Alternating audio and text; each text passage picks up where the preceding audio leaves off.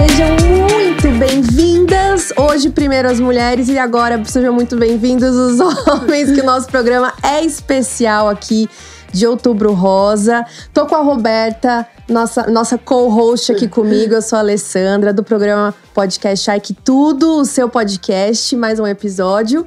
E hoje nós recebemos a nossa querida ginecologista e obstetra e uroginecologista. Isso aí, vocês ouviram. É isso. Doutora Amanda Druziani, da Clinique Renoir. Atualmente minha ginecologista e parceiraça nossa, cliente da agência, né, Rô? Cliente da agência, querida aqui. Isso mesmo. Vizinha. Nossa, vizinha. Grangeira agora também. Seja muito bem-vinda, doutora. Obrigada. Pode virar nossa ampulheta. Obrigada pelo convite. Me honra muito o convite de vocês, eu adoro sempre trabalhar com vocês. E esse espaço é muito gostoso pra gente poder conversar e aí conscientizar as mulheres. Eu acho que a gente pode começar, né? Pra entender um pouquinho quem é a doutora Amanda, essa granjeira, essa excelente profissional. Fala um pouquinho da sua trajetória e como você chegou aqui na nossa região. Tá, ok. Bom, eu sou de São Paulo, eu cresci lá no bairro perto da Moca. E desde que eu fui pra faculdade, eu fiz faculdade no interior, né, a faculdade de medicina. Eu não me acostumei mais a morar em São Paulo, então sempre sonhei em vir pro interior. E em Cotia eu achei um lugar onde eu mesclava tanto o interior quanto acesso às facilidades, né, de uma cidade grande. E ainda mantendo próximo a São Paulo, onde minha família tá. E eu fiz a minha residência, a especialização aqui perto, no Hospital de Carapicuíba. Depois eu fiz lá no Ibirapuera, uroginecologia, minha segunda residência. E pós-graduação também de endócrino gineco. E aí eu comecei a trabalhar aqui pela região. E em março desse ano, a gente abriu a clínica, eu com meu sócio Renan, abrimos a Clinique Renoir, que é um espaço onde a gente queria colocar mais ali a nossa identidade, ter mais tempo de consulta, mais atenção, fazer uma medicina mais pausada, com um pouco mais de escuta, que a gente sentia a falta desse espaço em outros lugares, né? Então, tô muito feliz, muito realizada com a clínica, graças a Deus os pacientes sempre elogiando muito. E é isso, e vamos continuar. São parentes, viu? Eu morei na Moca, tá? Minha família é da Moca. Não sabia. Meu avô italiano, sim, tinha comércio lá. Então, minha família toda, por parte da minha mãe, nossa, era na Moca. É uma história muito parecida, né? Que louco, né? Exato. Se a gente procurar, acha que é prima, viu? Não é? Acaba achando que lá todo mundo é primo. Todo mundo é primo, né? Conhecido. Bom, o sobrenome já diz, já né? fala, isso mesmo. Diz. Uma dúvida que eu acho que, quando você falou pra gente a primeira vez, isso faz tempo, a gente ficou, nossa, mas o que será que é isso, né? Uroginecologia? Isso mesmo. Explica pras pessoas o que é isso, sabe por quê? Eu acho que pouca gente sabe que isso é uma especialidade e tratável, né? É verdade. Conta pra gente. A uroginecologia, ela vai tratar das disfunções, né, os problemas de assoalho pélvico. Então aí vai desde a popular bexiga baixa, como a incontinência urinária, prolapsos, né, uterinos, infecção urinária de repetição, síndrome geniturinária da pós-menopausa, ou seja, todos os problemas dessa região da mulher. Tu cuida só de mulher, né? Porque às vezes quando eu falo que eu sou uroginecologista, pensam que eu cuido de homem também. Mas não, né, eu sou só das mulheres. E por que gineco? O que te fez falar, vou por esse lado? Olha, foi muito difícil escolher a especialidade, porque eu amava tudo. Porque eu estudava, eu amava. E a ginecologia, porque tanto tem a parte cirúrgica, que eu gosto muito, quanto da parte clínica, que é o contato ali mais próximo do paciente. Então é uma área que engloba os dois. E eu sou feminista, eu gosto muito, eu fui criada em casa cheia de mulher, então eu me encanto mais em cuidar de mulher. Eu acho que é quando eu consigo pôr ali todo o meu coração. Ai, que demais, legal, né? E, bom, eu acho que a gente pode entrar no tema, né? Nossa, Outubro Rosa, né? Então, e por que surgiu o Outubro Rosa? E qual a sua ligação, seu olhar como profissional e mulher com relação a isso? Olha, o Outubro Rosa ele é um movimento que iniciou em 1991 nos Estados Unidos. Era uma corrida e foi dado esses lacinhos rosas que continuam até hoje, né? Para todas as mulheres, para uma conscientização sobre o câncer de mama. Então foi um primeiro movimento para falar da conscientização de câncer de mama. E a partir dessa corrida nos Estados Unidos, começou a ser levado para outros países. E aqui no Brasil, em 2002, se não me engano, foi a primeira vez que o Cristo Redentor foi pintado, né, à luz de rosa, e começou-se o movimento do Outubro Rosa aqui também. E é muito legal porque não deixa de ser um movimento feminista, é um movimento em prol da saúde da mulher e acaba levando a outros fatores também de saúde da mulher. Hoje em dia não se fala só do câncer de mama, apesar de ser o mais prevalente, o mais importante ali da gente estar falando, outros fatores também importantes. Então, você falou 91, né, doutora? Foi o ano que eu nasci. Eu nasci em 90, eu sou mais velha.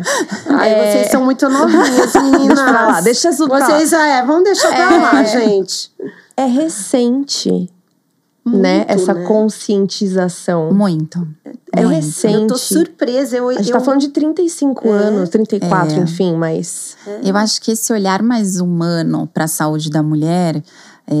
em várias áreas, tá? Endometriose, no parto humanizado, do câncer de mama e da menopausa, por exemplo, que mal se falava disso, vem muito do movimento feminista, vem muito das mulheres entrando na medicina, porque antigamente era dominada por homens, né? Mesmo a ginecologia obstetrícia. E, claro, temos colegas maravilhosos, mas quando a mulher vem com o olhar dela, traz um quê diferente, né? Traz uma empatia diferente pro problema e eu acho que isso ajudou bastante também. Porque você se coloca no lugar, né, daquela paciente, Exato. daquela mulher, né? É um olhar muito diferente, né? Eu não sei, eu já passei por vários ginecologistas, assim, já passei por homem e mulher. O que eu acho da mulher é que ela tem um olhar, me parece… Não sei se foi, sem desprezar ou, enfim, julgar qualquer tratamento médico masculino, né? Porque tem ótimos ginecologistas homens. Mas, assim, o que eu senti na minha percepção é que a mulher, ela tem um olhar um pouco mais empático, é o que você falou. Então, ela já passou por aquilo, ou ela, né, ela se coloca naquele lugar. E pra gente, como mulher, é muito mais confortável, né? Você sente essa empatia de fato, assim. Sim, é verdade. Muitas mulheres preferem, né? Como eu disse, apesar de ter colegas maravilhosos, extremamente humanos e capazes e muito inteligentes, realmente está caminhando mais para uma área dominada pelas mulheres, né? Que legal. Incrível. Sabe o que eu queria ouvir de você, doutora? Outubro Rosa… Por muito tempo, pra mim, tá? Vou falar do meu ponto de vista. A gente ouvia na escola, depois na faculdade. Eu nunca tive contato com nenhuma mulher que teve o câncer, né? De mama até então. Então, o Outubro Rosa era algo distante, era algo mais mercadológico, era mais, vamos comprar uma coisa rosa, marketing, marcas, né? Um marketing. Né? Tá no shopping, tudo rosa. Até chegar no cerne da questão, demorou pra mim. Essa conscientização, essa conversa, essa importância da saúde. Você percebeu isso também ao longo do tempo, que demorou pra gente chegar num momento ou não? E assim, ainda existe muito esse lado mercadológico, atrapalha a conscientização. Queria esse equilíbrio, sabe, desses dois lados. Como que você vê isso? Eu acho que assim, mesmo com a exploração mercadológica, tudo que for… De empenho em falar sobre o Outubro Rosa, tá válido, sabe? Apesar de ver que às vezes o intuito de uma empresa não é falar do Outubro Rosa, da importância da mulher, de qualquer forma, ela tendo ali a mulher que passou, olhou o rosinha, lembrou que tem que fazer a mamografia, eu já tô feliz, né? Mas realmente é uma coisa que acaba virando mercadológica, como tudo no Brasil, né? Consegue explorar de várias formas. Mas eu acho que lembrando uma mulher que ela tem que fazer a mamografia dela, já valeu a pena. Mas como que a gente pode fazer isso ser mais produtivo? De que forma você acha que a gente pode deixar o Outubro Rosa uma mais… mensagem? Eu acho que é isso que a gente tá fazendo. É conversar com quem tá dentro da área, com quem já viu muitos casos e conseguir passar essa empatia. Trazer mulheres que já passaram por câncer de mama. Tem mulheres fantásticas que após passarem por isso começaram a dar palestras e elas colocam ali bastante emoção. Então mexe com as pessoas que estão ouvindo, né? Porque… principalmente o jovem, ele tem muito costume de falar assim, é uma coisa que não é pra mim, né? Eu sou indestrutível. Então, quando a gente vai ficando mais velho, a gente começa a talvez prestar mais atenção, ou quando a gente teve alguém querido que passou por isso, e aí isso pega mais a gente, né?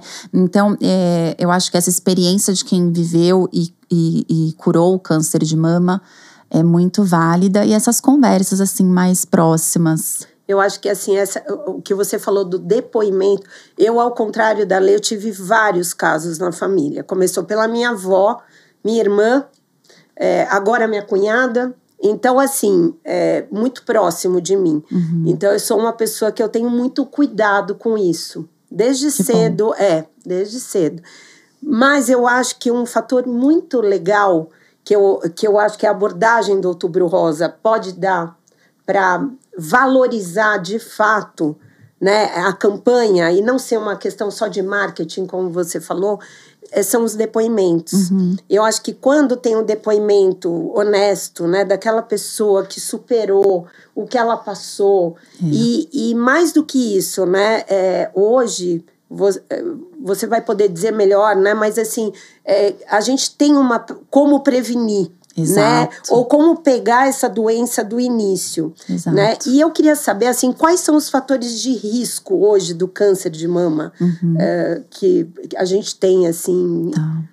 O câncer de mama, ele é o primeiro no mundo e no Brasil entre as mulheres, tá? Seguido pelo de colo retal e o câncer de colo do útero. E são parecidos, o do primeiro e o segundo, que é o colo retal e de câncer de mama, são parecidos os fatores de risco. Por isso que eu já coloquei assim, já fica de alerta para os dois, né?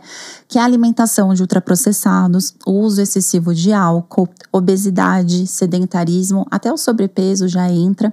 E a parte genética, ela só vai de 5 a 10% dos cânceres. Meu Deus! Olha isso. Porque todo mundo às vezes pensa assim, não tenho nenhum caso na família, então tô a salvo. Não quer dizer, né? É muito pouco.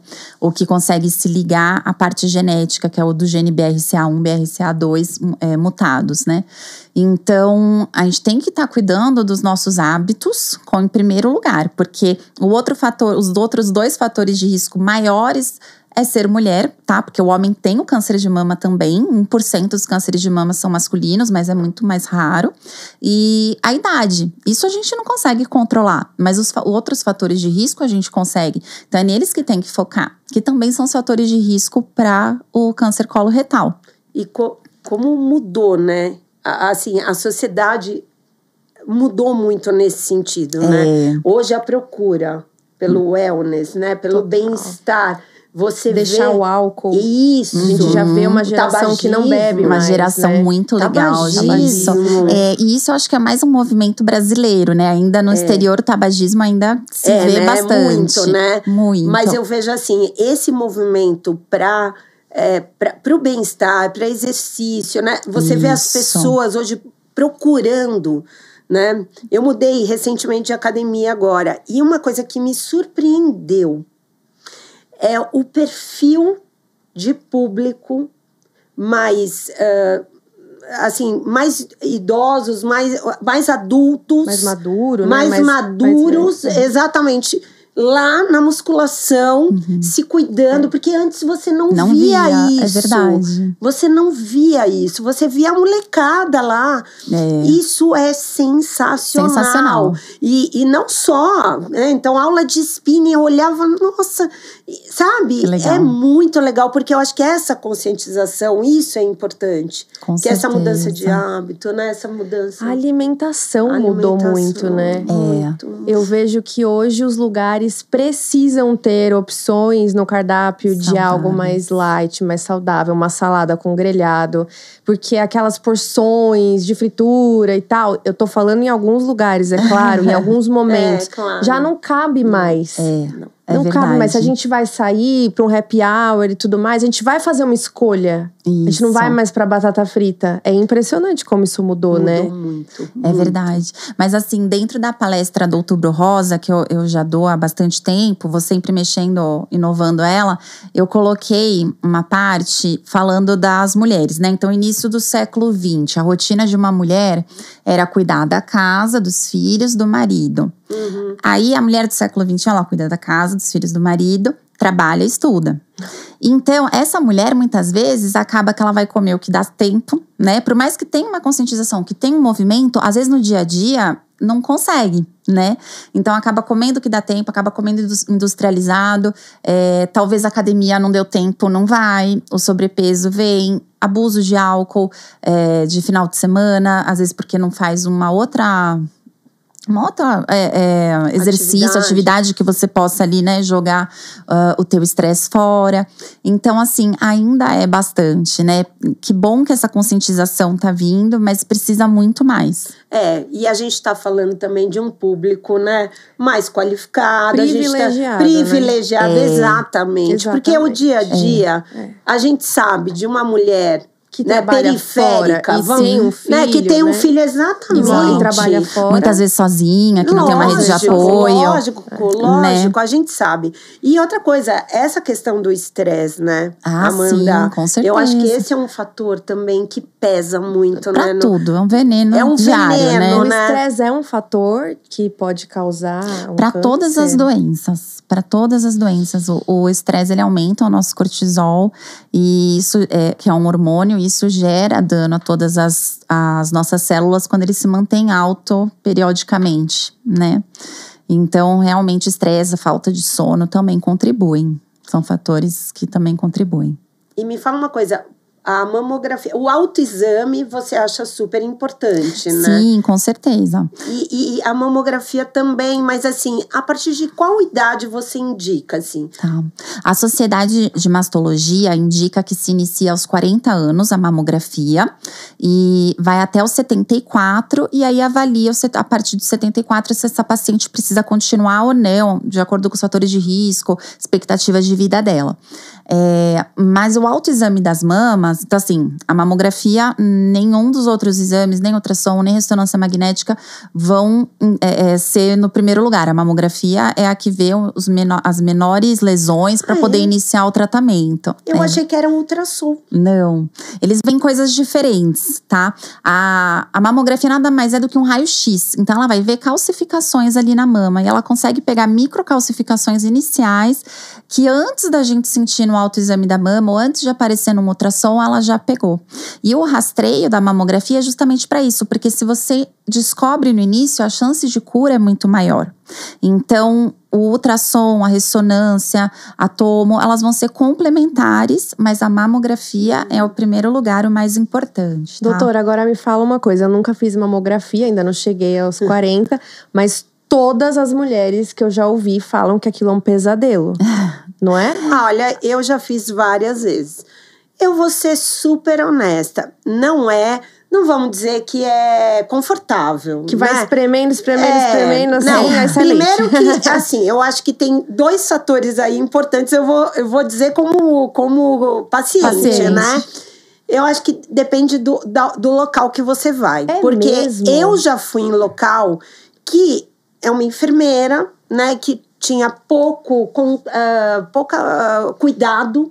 Então, assim, sabe, espreme, segura aí e tal. Já fui em lugares que, assim, tá confortável, respira, é tanto tempo, é rapidinho. Então… É o jeito. É o jeito também. Você concorda, né, do acolhimento da pessoa que tá te fazendo exame. É total. Agora, claro, dependendo da posição… Machuca. Não, que eu ia perguntar, será que não tem como só fazer um raio-x? Infelizmente fica não. Assim, quietinha. Ia ser bom. Mas não, a mamografia ela evoluiu, então hoje em dia não precisa mais apertar tanto, tá? Então depende também do lugar que você vai, se tem um maquinário mais novo ou não. E eu costumo indicar para as pacientes não irem antes da menstruação e nem menstruadas. Atentarem no agendamento de fazer depois da menstruação. Porque aí a mama tá menos túrgida, menos, né? Porque já fica inchada, sensível, dolorida. Né? ali naqueles dias, né? Então, evitar. Mas assim, eu mesma já fiz, porque eu tenho nódulos que eu acompanho e já teve vezes mais difícil, já teve vezes mais fácil. Também senti assim. Também, assim. Eu acho que você vai se acostumando com tudo, não é? Sim. Porque é necessário. E rapidinho e salva a sua vida. Eu acho que né? é assim, isso, sabe? Você vai com essa cabeça, olha. É 10, 15 minutos que eu tenho que aguentar. Mas eu não acho que seja nada assim absurdo a ponto de falar, nossa, eu não consigo fazer, sabe? E com o passar do tempo vai ficando mais fácil. Porque a glândula da mama vai sendo substituída por gordura. E a gordura é um tecido mais maleável, que você aperta e não dói tanto quanto a glândula. Então a mama jovem tem um pouco mais de dor. A mama da pessoa, quando vai passando o tempo, é melhor pra fazer. E uma questão interessante nisso. E quem fez plástica na mama? Por exemplo, eu fiz. E o meu cirurgião, ele deixou mais gordura do que tecido mamário. Mas você não tem o silicone, né? Não você tenho. Fez o, não tenho silicone. Exatamente. Tá. Eu não tenho silicone. Isso ajuda também, né? A não ter dor, com certeza. A não ter dor, né? Porque Isso. E também a enfermeira me disse, não sei se é verdade, que por eu ter menos tecido mamário e mais gordura, porque o médico deixou mais gordura, porque ele falou, tem menos chance de desenvolver um câncer. Sim. É verdade É verdade, isso? porque é no tecido glandular, né, que começa. E mesmo para quem tem silicone, existe uma técnica que se coloca a prótese um pouquinho assim para frente e faz do tecido glandular mamário. Então, a pessoa que tem a prótese deve fazer igual às outras. E qual que é a relação de coloquei silicone e a relação com o câncer? Tem mais, menos chance? Não tem nenhum estudo assim que evidencie que dá mais câncer, não, tá? Tem outras complicações aí do silicone, como às vezes pode dar rejeição, inflamação, a prótese sair de lugar, retração, mas aí que não são problemas assim tão importantes, né? Interessante. Aí eu não faria. Se tivesse qualquer risco, né? Ao contrário, ele me disse, não, eu vou te ajudar. Exato. Olha. E eu já fiz há muito tempo, então assim… É isso, né? E assim, uma coisa que eu acho muito importante falar, que eu via na internet, ficava assim, estarrecida com aquilo, mas aí começou a chegar no meu consultório. Algumas pacientes falando que não iriam fazer a mamografia, porque a mamografia que causava câncer. Meu Deus, que absurdo. Fake news de internet que mata, né? Esse é o nível de gravidade dessas fake news. Então, assim… A radiação que emite na mamografia, a gente precisaria fazer no mínimo 400 ao longo da vida para iniciar um dano àquelas células. E a gente não vai fazer 400 porque a gente não vive tudo isso, né? Então, assim, não justifica a quantidade de radiação que vai numa mamografia, não justifica não fazer, porque você tem que descobrir se tiver uma lesão inicial ali. E o dano que aquela radiação causa é a partir de 400 daquela. Então não faz sentido, eu acho isso muito importante falar. Porque elas já chegam assim, os casos que eu tive de pacientes armadas, cheias de desinformação. E para eu conseguir trazer ela para a realidade, às vezes uma consulta não é o suficiente. Vão ser algumas até ela confiar mais no que eu tô falando. Tem vários mitos e verdades, né? O anticoncepcional, de fato, ele é um fator que pode aumentar o risco? Olha, isso foi discutido por muito tempo e não se chega a nenhum consenso. Em alguns guidelines, né, que é o que a gente usa para estudar, eles são colocados ali como fatores de risco, sim. Mas na maioria, os da Sociedade Brasileira de Mastologia e da Febrasgo, não. Eles não são colocados como fatores de risco. Mas, olha, acho que ainda vai ser discussão por um bom tempo. Isso aí. Eu queria voltar sobre o câncer de mama, que eu fiquei chocada com essa informação de que a prevenção, ela existe. De certa forma, existe. Qualidade eu não sabia de vida, disso. Eu achei que era muito mais genética e um pouco das coisas que você tem no seu dia a dia. Agora… Isso é chocante. Então, né? É possível prevenir. Na verdade, se você fizer tudo certinho, você não tiver a genética, você ainda pode ter, tá? Então, assim, não é possível prevenir. Não dá pra gente afirmar assim, não. 100%, né? 100%, porque 50% dos casos de câncer, você consegue achar ali, o de mama, né? Se teve um fator genético, se teve um fator ambiental, se foi por obesidade. 50% a mulher não tinha nenhum fator de risco. Então… Mas, por exemplo, a questão da alimentação. eu vou falar aqui generalizando, acho que todo mundo come industrializados em algum claro. momento. Isso indica que você não tá se prevenindo, porque você tá comendo comida industrializada, né? Pode ser. É que assim…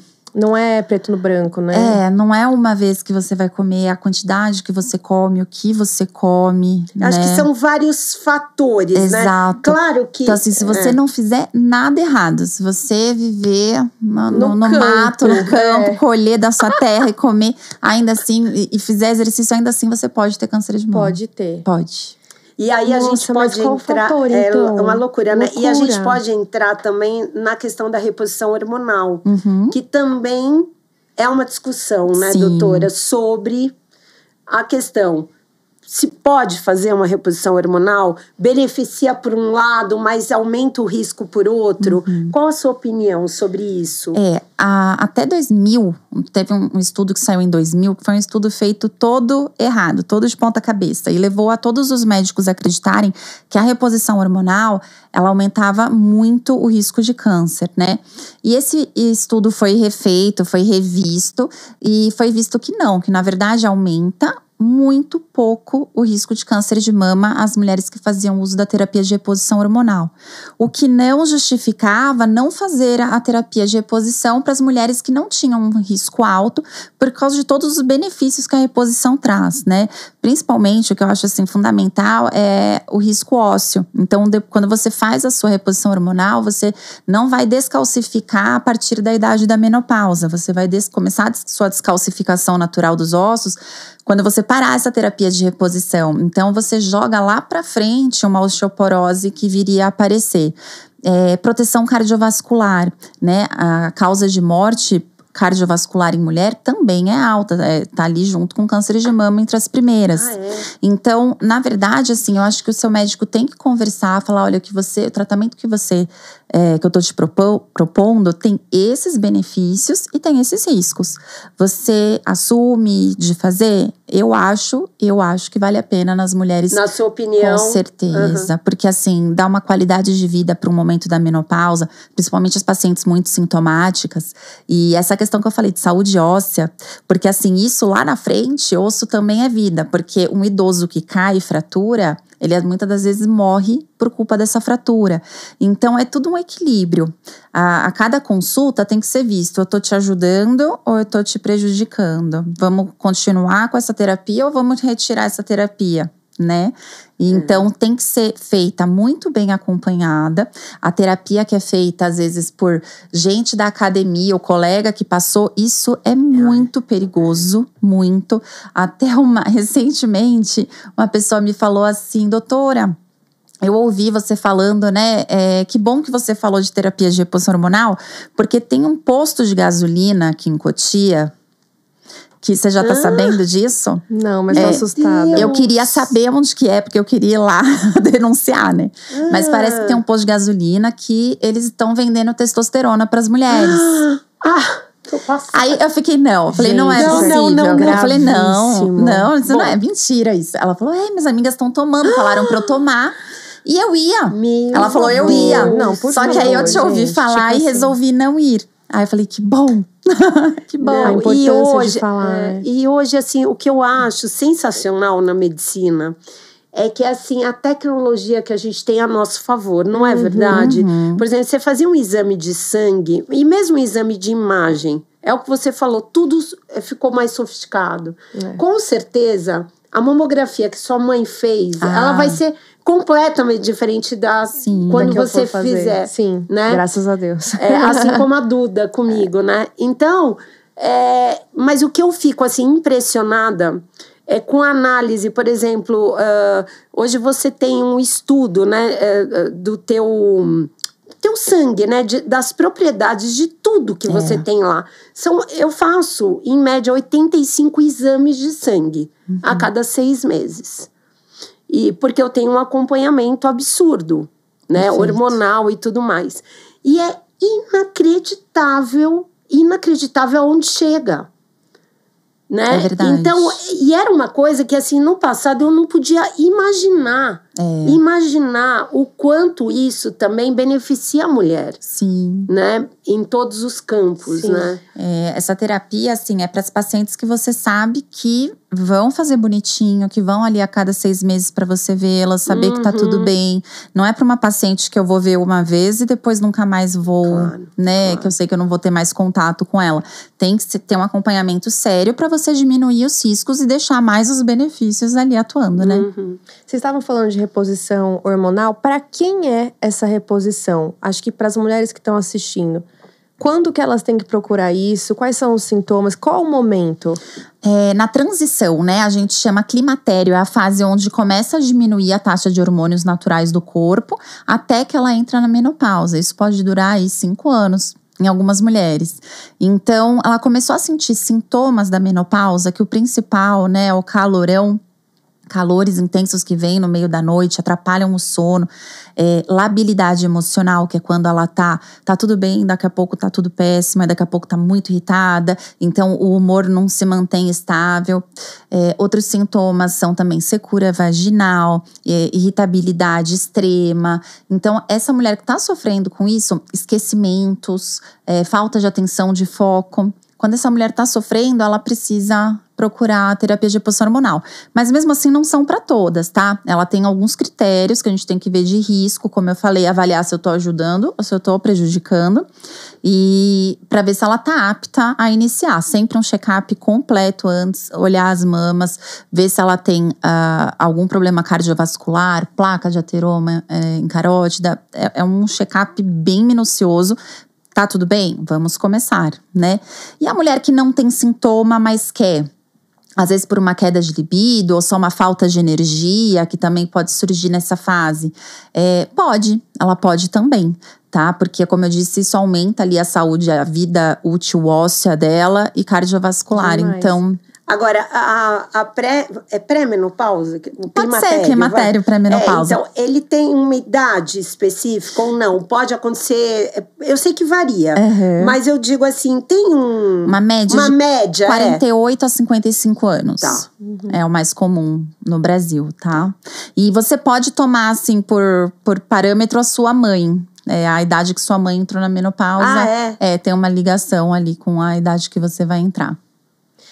Falando do câncer de mama, tenho 2 perguntas. A primeira hoje eu conheço mais mulheres que tiveram o câncer de mama e passaram por isso e estão bem. Isso se tornou, então, algo mais comum na nossa sociedade? Com certeza. A chance de cura é muito grande se você descobre no início. É por isso a importância toda de falar para fazer o rastreio, para pegar logo no início. O dado de 2023 do INCA, que é o último que eles deram, foram 73 mil casos e 18 mil mortes. Ou seja, bastante cura. Né, durante aquele ano, bastante cura mesmo. E o tratamento, ele vai sempre ser cirúrgico, se possível, a não ser que a pessoa tenha algum risco cirúrgico que ela não possa operar, mas sempre cirúrgico e acompanhado muitas vezes de radioterapia ou quimioterapia.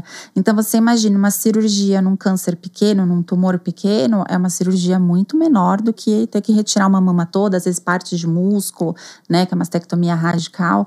Então, quanto menor, mais fácil a cirurgia, mais fácil a recuperação e menos risco também de metástases, né?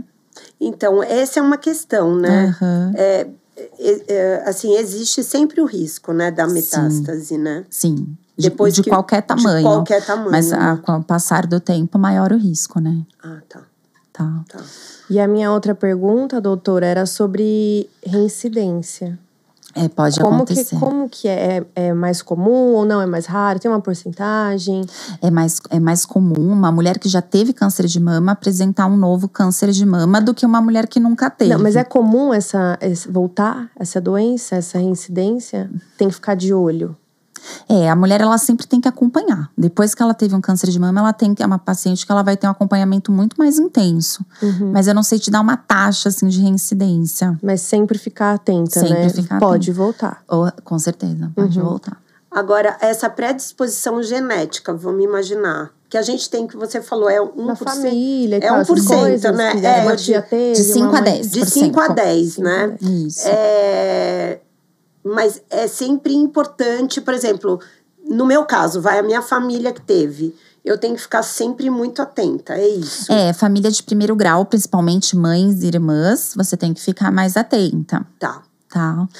Principalmente de acordo com a idade que elas tiveram, tá? As mulheres que têm antes dos 50 anos, a gente já pensa mais em fator genético. Mulheres acima dos 50 anos, a gente já pensa mais em fatores ambientais. Mas existe um exame que você pode fazer, quem tem um familiar próximo, que você pode fazer, que é da mutação do BRCA1 e 2, que é o mais comum, e avaliar se você tem esse risco ou não. A minha irmã fez. Nossa. Porque eu fiquei preocupada com isso, com a questão familiar, né? Então, depois que ela teve nas 2 mamas. E, infelizmente, mas ela tá super curada, tá super bem, tá tudo bem. Graças a Deus. Mas assim, ela fez esse exame, que eu acho que é esse que você falou agora, que é a questão genética, né? Que dá pra se ver, né? Isso. Se existe uma genética isso, pra família. Uma mutação desse gene. Dá pra ver, sim. São alguns genes, tá? Os mais comuns é o BRCA1 e 2. Eu tava vendo uma série que a menina descobre que a mãe dela teve, e ela vai fazer esse exame, que é BRCA, né? Eles falam em inglês. E ela tem. E aí ela decide tirar as glândulas, toda a mama, e fazer o silicone. Porque ela fala, isso faz com que eu me isente. Como que funciona isso? Existe esse momento, essa opção? Aqui no Brasil é um pouco uma área meio nebulosa, né? Tem médicos que aceitam fazer, médicos que não. Porque o que acontece? Esse mesmo gene é o que dá também o câncer de ovário. Então, se ela retirar só as mamas, não adianta. Ela teria que retirar também os ovários. Então, é complexo, porque aí ela já foi mãe, ela não foi mãe, ela vai entrar numa menopausa, ou sei lá, que é a idade que ela tava, né, essa menina da série, mas assim, muito nova, aí ela vai se expor a um monte de outro risco, como eu disse, de osteoporose, risco cardiovascular, então, arriscadíssimo, né? Que acho que foi o que a Angelina Jolie fez. Não foi? Ela fez? Não ela sabia. Ela tinha esse gene, ela tirou. Ela tirou os ovários, tirou tudo. Entendi. Eu acho que isso é uma escolha da mulher, depende do medo dela, do quanto ela tá apavorada com aquilo. Eu acho que assim, tem que ter um acompanhamento psicológico antes de uma decisão dessa. Ela conseguir que o pavor, o medo, porque você não sabe o que ela passou, né? O que ela viu dentro de casa, às vezes pra estar com aquele trauma. Mas ela entender que ela tá assumindo outros riscos também grandes, né? Entrando numa menopausa tão precoce. E então é uma coisa que tem que ser bem, bem conversada. Por isso que não tem assim de praxe fazer. Tem o gene, vai lá e faz. Não... Senão todo mundo já tirava e já pronto, ninguém mais tá tem tudo câncer de mama. Tudo resolvido, exato. Eu não sei, eu penso tudo que não é muito natural, eu sempre tive essa cabeça, assim. O que não é muito natural, eu sou meio... Sabe? Eu questiono um pouco, né? Agora, eu queria fazer uma pergunta que não tem nada a ver, sair um pouco dessa questão do câncer. Não sei se você quer... Não, depois a gente volta, a gente volta. Mas assim, a questão da gravidez, tá? Já passei, tá tudo certo, não quero ter mais filhos. Não estou grávida. Não estou grávida, não ficarei. Mas assim, você entende que existe uma época certa, eu digo assim, um período para a mulher... de até tal idade, ou não sei, mas que é o ideal para essa mulher engravidar? O que se recomenda é até os 35, ter o primeiro filho, né? Por questões de saúde da mulher. Depois dos 35 já entra aí como um fator de risco de, eles chamam gestantes de idade avançada, né? E até vai para um pré-natal de alto risco, se for pelo SUS. Mas por aumento de risco de diabetes gestacional, de hipertensão da gestação e até de algumas trissomias, alterações genéticas. Então, o ideal é que se engravide antes dos 35. Mas assim, a gente vê um movimento totalmente contrário a isso, né? Da mulherada. Que eu tô falando, nossa. As duas aqui já assim, né? Quietinha, não, eu fiz essa pergunta provocando. Cutucou. Não, é que eu acho que as mulheres de hoje... né? Estão muito diferentes. Estão muito diferentes. Estão mesmo. Realmente, as mulheres estão sendo mães muito mais velhas, muito mais. E dá pra ser também, dá pra ser com saúde também. Mas com certeza, quanto ao passar da idade, vai aumentando os riscos, tanto pra mãe quanto pro neném. Então, de novo, é um pacote. Eu quero comprar, tem os prós, tem os contras, né? E a gente pesa na nossa vida e vê ali que vai fazer mais sentido. Não, e assim, né, aqui tem muita gente que teve, depois a minha irmã foi uma, que teve com 40 anos, e super bem, tá tudo certo. Uma gestação boa, assim. Maravilhosa, e assim, tudo certo, sabe? Doutora, isso é pro primeiro ou também pro segundo e pro terceiro filho? Tendo o primeiro antes dos 35, já é menos risco o segundo. Mas o primeiro, depois dos 35, é colocado como maior risco. E aí entra o assunto de congelar os óvulos, né? Podemos que também falar. tá em alta isso, né? Super. Então, assim, uma mulher que tem 30, que eu costumo conversar, né? No SUS, a gente faz o planejamento familiar de… olha, quantos filhos a senhora quer ter? Vamos ver aí um método contraceptivo, ou então, ao contrário, vamos te encaminhar para fertilização. Eu falo que na clínica, né, a maioria, e aí, vamos engravidar, você vai querer ou não? Porque, olha, é assim, ó, a gente precisa pensar nisso também, claro, né? Dando espaço, respeitando. Mas precisa pensar, porque as minhas pacientes daqui, a maioria estão ali no trabalho, na carreira, estão no auge ali da parte financeira, então não querem perder essa onda boa. Que bom que elas construíram uma carreira, né? Mas a gente tem que, às vezes, pensar, eu quero isso? Se eu quero isso, tem que fazer uma pausa e engravidar. Se você tá com 30 anos e acha que você não quer pra agora, que você não quer pros próximos 5 anos, aí vale a pena, com certeza, congelar. Agora, congelar, é certeza que você vai conseguir engravidar? Não. Não é, né? Porque você vai fazer uma fertilização in vitro. Então, e quanto mais velha, menos chance daquele óvulo, daquele embrião conseguir nidar ali no endométrio. Também tem isso. Não é só o fator do óvulo. Do óvulo é o principal, né? Porque o óvulo vai envelhecendo e vai ficando mais difícil dele ser um óvulo de qualidade, né? Tanto de quantidade quanto de qualidade de óvulos. Mas depois o endométrio ser receptivo a esse embrião ou não, né? Então, assim, a mulherada… E é caro, né? É caro. E é caro, né? Tem caro, que ter uma não grana, é certo. Né? Eu acho que quem quer manter essa garantia… Garantia não, né? Como eu disse, mas essa esperança, essa possibilidade, exato. Já tem que pensar. E você me contou uma vez, doutora, que, sei lá, uma paciente sua com 35 congelou. Ela tava com 42 e ainda não tinha… Não tinha descongelado. Escolhido ter o filho. Então, assim, pode acontecer também dessa pessoa nunca querer ter filho, pode. Né? É um mundo, né? Pode. Nossa, e aí entra num outro quebra-cabeça, pode mudar, gente. Né, a vida, né? Entra num outro quebra-cabeça, porque assim, se ela congelou embrião, aí vai jogar fora o embrião. Então, aí entra numa outra discussão aí também grande, viu? Porque você pode vender? Pode doar. Você pode doar. Isso, doar seus óvulos. É verdade. Ou os embriões, você pode doar. Ai, que loucura, e né? É um problema ético ou é uma coisa que acontece? Não, acontece, mas é um problema, na verdade, religioso. Se você vai jogar fora o embrião, porque já é uma vida, dependendo da igreja, vai enxergar de uma forma. De uma outra maneira. A obstetrícia, ela é cheia dessas. Você tá falando… Questões éticas, discussões éticas. Mas faz todo sentido, né? Agora, eu queria a opinião de vocês no assunto. Que a gente chegou nesse assunto e voou. Que é assim… Essa gravidez, esse momento que tá acontecendo com as mulheres. A Rô já teve filho. A filha, a Duda, maravilhosa. E ela tinha uma carreira… Muito bem, carreira estava na Folha. Tava no auge, Tava no auge, engravidou, teve a neném e manteve isso. Legal. Foi não difícil. sei como. Olha, eu não sei como, mas ela manteve. Eu desesperei porque foi muito difícil. Foi muito difícil. Imagino. Mas é possível, entende? Assim, eu tava escutando, né, a CEO da… não é C6 Bank, da Nubank. Esqueci o nome dela. E ela fala isso, sabe? Ela teve filho também e ela fala… A mulher, a gente dá conta, Lê e Amanda. A gente dá conta. Porque a gente é muito plural. A real é essa, a gente é muito plural. Então, claro, o trabalho para mim sempre foi muito importante. Muito. Mas quando a Duda nasceu, o meu olhar para a vida mudou. E meu olhar para o mundo mudou. E o meu trabalho, apesar de ser… E eu precisava trabalhar. Eu tinha uma condição também que eu precisava trabalhar. Eu estava, enfim, planejando a minha vida.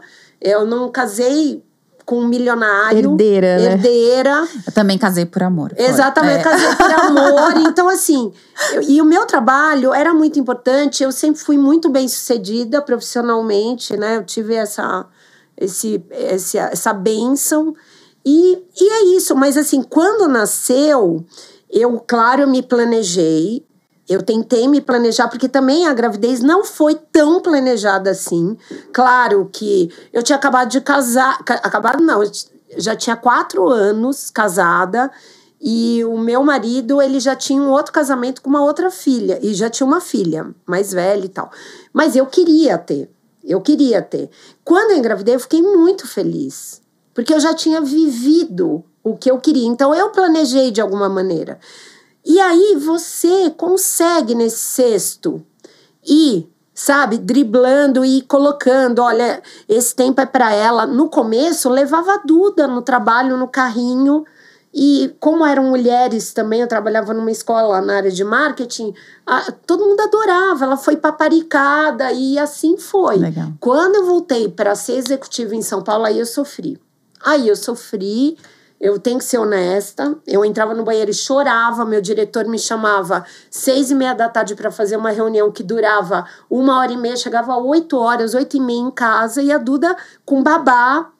Só que aí eu tinha grana, então olha, são as contradições da vida. Mas aí ela já estava dormindo e você perdeu o seu dia com ela. E aí eu chegava e falava, ai meu Deus, do que vale isso? Mas foi legal, porque me fez repensar na questão do trabalho, o que era mais importante naquele momento para mim. Larguei tudo de São Paulo e comecei aqui minha vida. Talvez eu não tivesse essa carreira aqui. Sim. Então eu sempre falo, a Duda, a maternidade me fez olhar minha vida e traçar um novo trajeto para mim. Olha que loucura. Então eu acho isso, assim. E eu acho, de verdade, não é porque eu sou mãe e mulher, mas eu acho que ser mãe é uma coisa maravilhosa. É maravilhoso. No fim das contas, de tudo, assim, eu amo meu trabalho, você sabe disso, mas, assim, ter filho é demais, gente, é demais. Porque vira uma companhia, por exemplo, agora, né, nessa idade, ela é muito minha companheira, ela sabe, enfim. E eu gostaria de ter tido mais. Eu não tive por circunstâncias da vida. Teria mais. Porque eu acho que quando você tem o primeiro, é o que ela falou. Depois, você se adapta, é tudo mais fácil. Eu acho que o primeiro é o grande tabu. Porque eu também ficava nessas. Ai, será que eu vou ser boa mãe? Existe um medo, né, Rô? Eu falo de mim, mas eu falo das minhas amigas, não sei como é com você, doutora, que é assim, você já conquistou isso, que é o seu trabalho. Você já conquistou uma casa, você já conquistou uma rotina. E aí, você vai perder tudo isso, existe esse medo. Total. Falta coragem de falar, vamos fazer essa criança, né? E às vezes, é isso que você falou. Essa transformação vem pra melhor. E a gente fica com um medo tão besta, né? Como tudo que é novo, né? Tudo que é novo. Tudo que é novo. Porque é isso, Ale. Assim, a gente vai mudar de algum jeito. Porque... Infelizmente, você vai... Infelizmente não, felizmente, você vai envelhecer. Né? Porque infelizmente seria morrer, né? Mas assim, a gente envelhece. E aí, quando você começa a envelhecer, você começa a olhar também por isso. Porque você vai, infelizmente, perder pai, mãe. Quem é que vai estar do seu lado? Uma irmã, claro. Mas a sua irmã possivelmente vai fazer a vida dela. Vai, né, ter a vida dela, talvez filho e tal. Vai ficar lá, na família dela. Então, eu nunca pensei dessa maneira, tá? Porque eu também tive o mesmo sintoma, que é esse medo da mudança. E a minha vida, honestamente, quando eu engravidei, não é que ela tava boa, ela tava excelente. Tipo assim, né? Voando, não, eu tava assim, né? com grana no bolso, viajando. Eu viajava Liberdade, 2 vezes né? por ano, no mínimo, com meu marido. Então, a gente... Sabe? Os dois numa vibe maravilhosa. Mas é aquilo, entendeu? Tinha que vir uma mudança. E quando veio, foi maravilhoso. Então, assim, não tenham medo. Porque e assim, eu tinha uma questão que eu acho que você deve sentir muito com as suas pacientes, é o medo da própria gravidez. Sim, também. Nossa, pelo amor de Deus, o parto. A gente não vai falar sobre o parto, né? Eu vou falar porque eu tinha pavor, Ale. Eu tinha pavor. E a minha família tinha pavor comigo. Porque e olha que louco, também outro depoimento aqui. Que é bom porque eu vou fazer as duas engravidarem rápido, gente. Eu vou esperar você, Ale, que eu tenho que fazer seu parto. Aí depois que você engravidar, eu dou uns 3 meses engravida. Faz a receita das vitaminas já, que eu já vou tomando. Tá bom. Acelera aí, acelera. Então, o que eu... Do parto. Então, do parto, né? Eu sempre tive um problema que é assim, minha mãe me mandou para neurologista, fiz todo tipo de exame que era assim, se eu batesse o meu osso, qualquer que seja, o braço, perna, eu desmaiava. Ué? Aí a gente foi e falei, tem algum problema, né, neurológico? Não.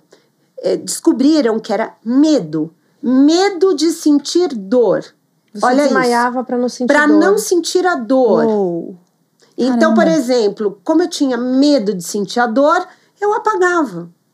E assim foi namorando o Hugo. Ele já... eu não consigo acreditar nisso. Não, ele não acreditava. Porque hoje você olha a Roberta, ela é uma mulher tão forte. Sabe uma mulher que tem garra, que enfrenta a vida? Então. Você me conta isso, eu não te vejo assim.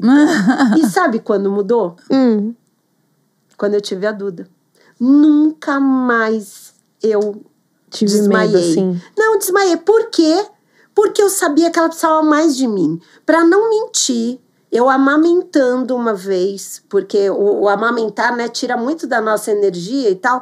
E eu tava na cama, como eu já sei, quando eu já sabia quando eu ia desmaiar, então eu já sentava ou deitava na cama. Eu tava com ela, pequenininha, e senti tontura. Deitei e desmaiei, com ela aqui. Tudo bem, acordei, tá tudo certo. Nunca mais. Nunca mais. Olha. Então, você vê, porque é o instinto de mãe. É a leoa, sabe assim? A minha cria tá aqui, eu não posso passar mal. Entendeu? É isso. Então, e, essa doutora, fortaleza... O que você acha disso tudo que a gente tá aqui falando? Nossos medos, o parto, o piriri, pororó. O que você vê de você... das mulheres que estão ao seu redor, como que é essa realidade? Olha, tem mulheres que optam por não engravidar e para elas é uma opção mesmo, não é uma coisa de não conseguir. Para a vida delas, elas acham que não encaixa e tá certo, tudo bem, tá tudo bem, claro.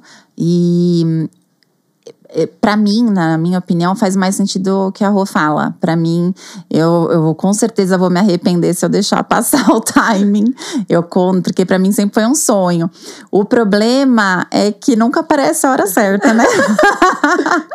Mas é justamente isso, né? Assim, qual que é o meu potencial dentro da minha carreira? Eu vou parar tudo.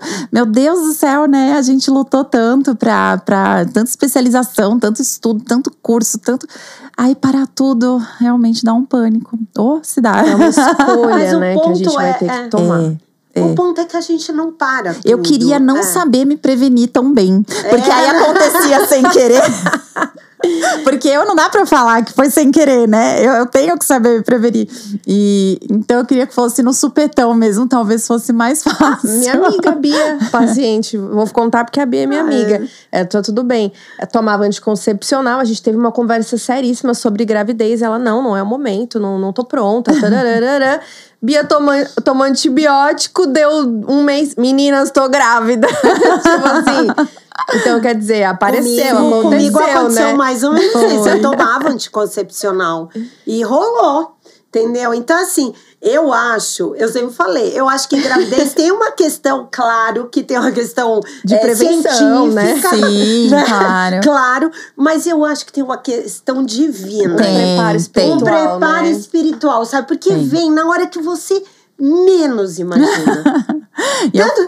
Eu falo para as pacientes, quando vai mudar anticoncepcional, principalmente, eu falo, olha, primeiro mês do novo anticoncepcional, camisinha, que Deus usa essas trocas justamente para mandar. Eu já sei, eu já vi isso acontecer algumas vezes. Ele usa o timing, camisinha junto. Mas esse pavor do parto, só para voltar nessa questão, que eu acho que é super importante, por que eu falei do desmaio? Então, eu tinha muito medo no parto, o que poderia acontecer comigo? Então eu fui apavorada.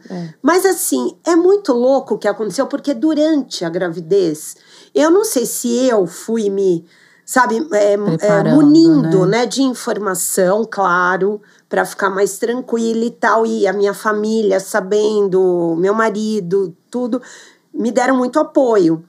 Quando estourou minha bolsa, que eu tava aqui na Granja, bom, eu fiquei desesperada. Eu falei, meu Deus, vai nascer na Raposo. Tem essa, né? Tem essa de quem mora aqui na Granja, Não, mas né? eu achei, eu falei, não vai né? dar tempo, não vai dar tempo. Só que, gente, foi a coisa mais louca que aconteceu comigo. Eu entrei na maternidade, eu não tinha um pingo de contração, dilatação. Induziram, porque eu queria normal, eu sou louca. Eu queria normal. Você tá certa, mas assim, né? Fiquei 12 horas e aí o médico falou, Roberta, pelo amor de Deus. Por que você tá aqui? Pra que isso? Pra que isso?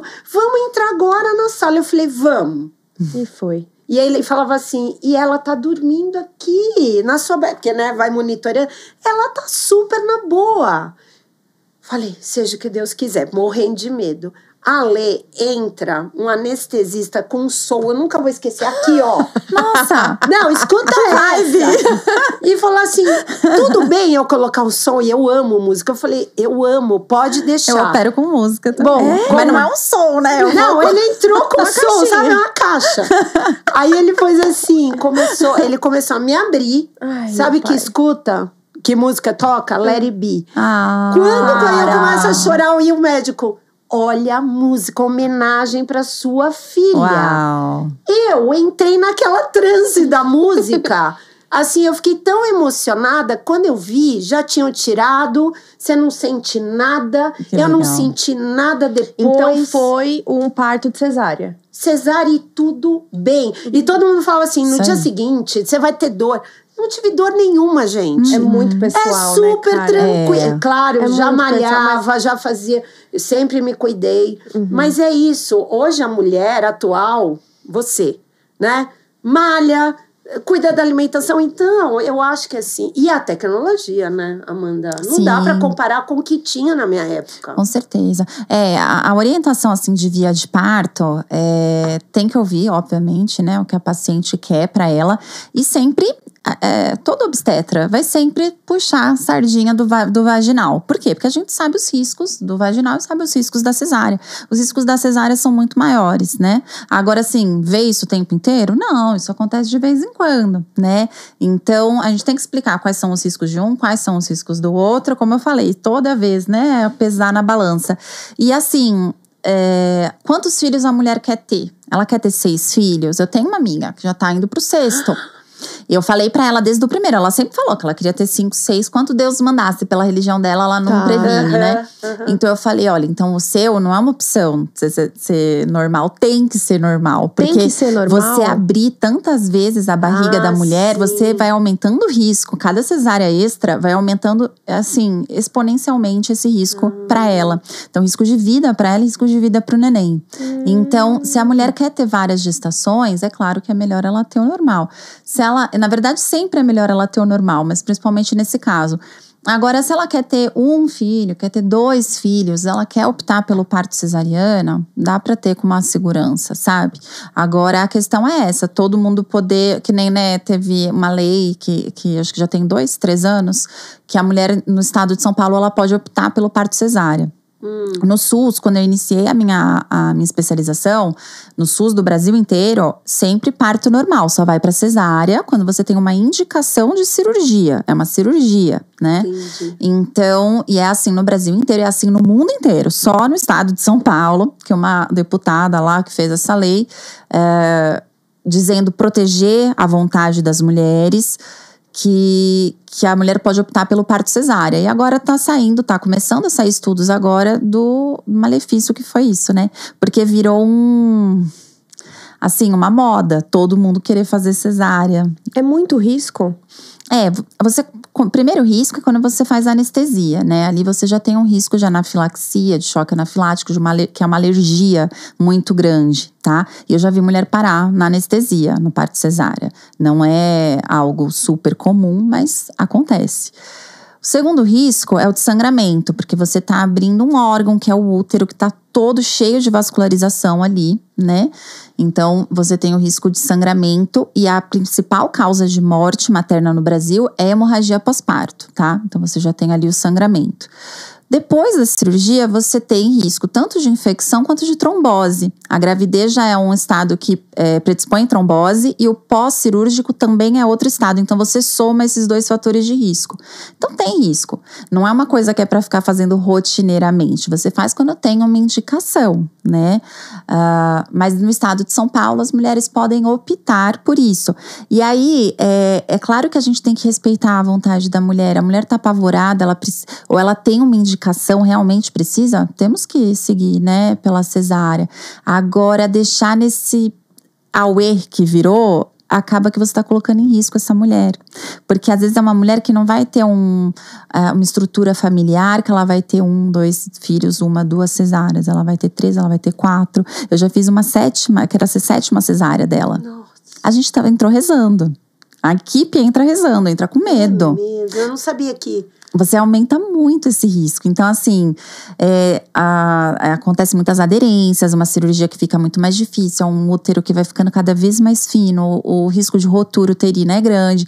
Então, assim, tudo tem que ser dosado, né? Acho que não pode ser um auê igual virou, não. Mas hoje em dia, porque na minha época eu lembro que tinha muito mais gente fazendo cesárea do que normal. Pelo particular. Pelo particular, Pelo então. particular. Porque eu tô escutando isso, eu tô surpresa. Eu também.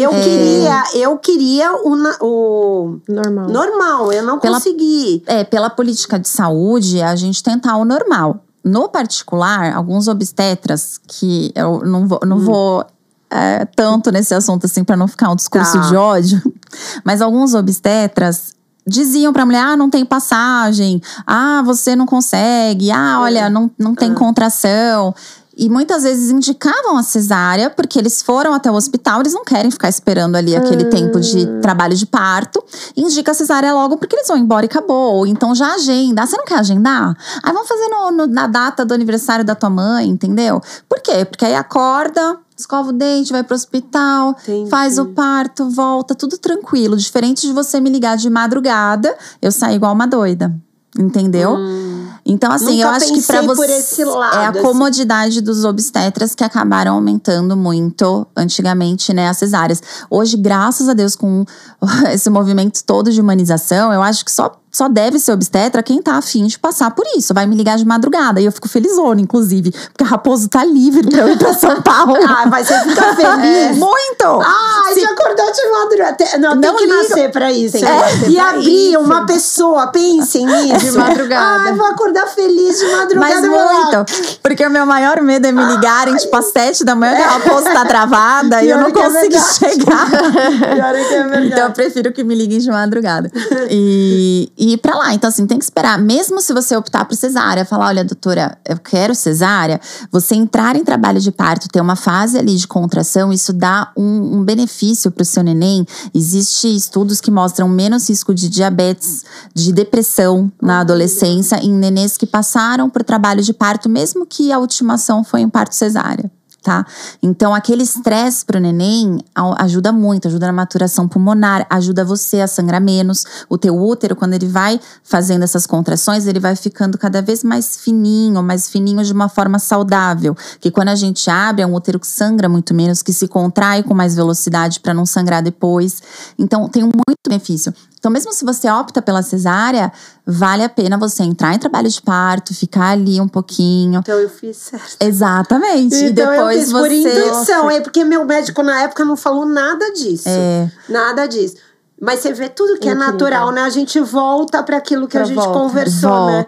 Porque é natural. Ter filho deveria ser algo natural, né? Poxa, não, e assim, hoje em dia, graças a Deus, tem a peridural, tem a raquianestesia no final do trabalho de parto normal pra ajudar a mulher a passar ali a fase mais difícil, né, daquilo. Então, dá pra tentar, né? Entendi.